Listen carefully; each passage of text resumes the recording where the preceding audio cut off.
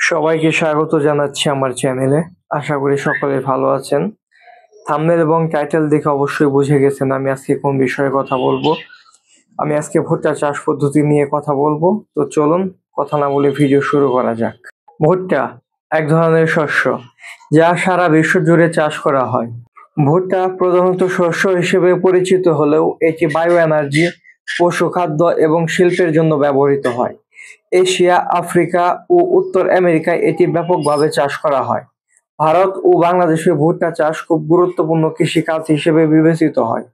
ভুট্টা চাষের জন্য যে বিষয়টি সর্বপ্রথম মাথায় রাখতে হবে তা হচ্ছে জমি প্রস্তুতি।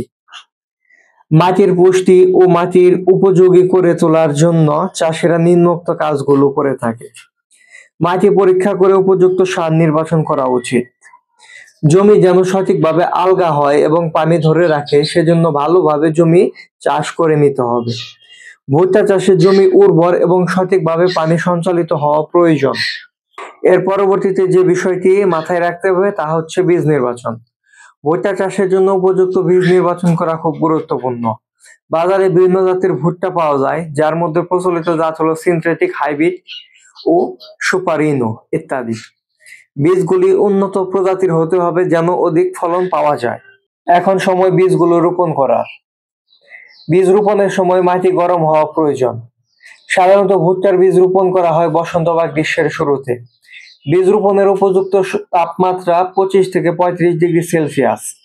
এই তাপমাত্রায় বীজ রোপণ করলে বেশ ভালো ফলন পাওয়া যায়।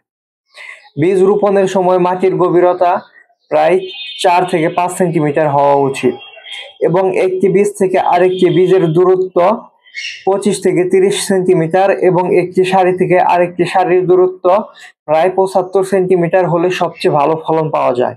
এর পরবর্তীতে যে বিষয়টি মাথায় রাখতে হবে তা হচ্ছে সেচ ব্যবস্থাপনা। সেচ দিতে হবে 4 ভাগে: 20, 35, 55 এবং 70তম দিনে। সার ব্যবস্থাপনা। ভুট্টা গাছে আকার এবং আকৃতি এবং প্রজাতির উপর ভিত্তি করে বিভিন্ন ধরনের সার প্রয়োগ করতে হতে পারে। ভুট্টা গাছে বিভিন্ন পোকামাকড়ের আক্রমণ হতে পারে।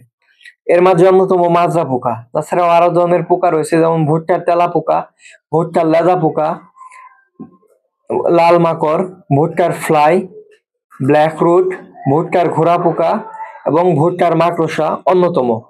ভুট্টা পরিপক্ক হলে তা তুলে নিতে হবে। ভুট্টা সাধারণত একর প্রতি 2 টন পর্যন্ত ফলন দিয়ে থাকে। এতক্ষণ সাথে থাকার জন্য ধন্যবাদ। দেখা হবে পরবর্তী আরো নতুন কোনো ভিডিওতে। ততক্ষণ পর্যন্ত ভালো থাকুন এবং যারা আমার চ্যানেলটি সাবস্ক্রাইব করেননি, সাবস্ক্রাইব করে ফেসবুক পেজ থেকে আপনারা যদি ভিডিওটি দেখেন তাহলে ফেসবুক পেজটি ফলো দিয়ে রাখুন। ধন্যবাদ সবাইকে।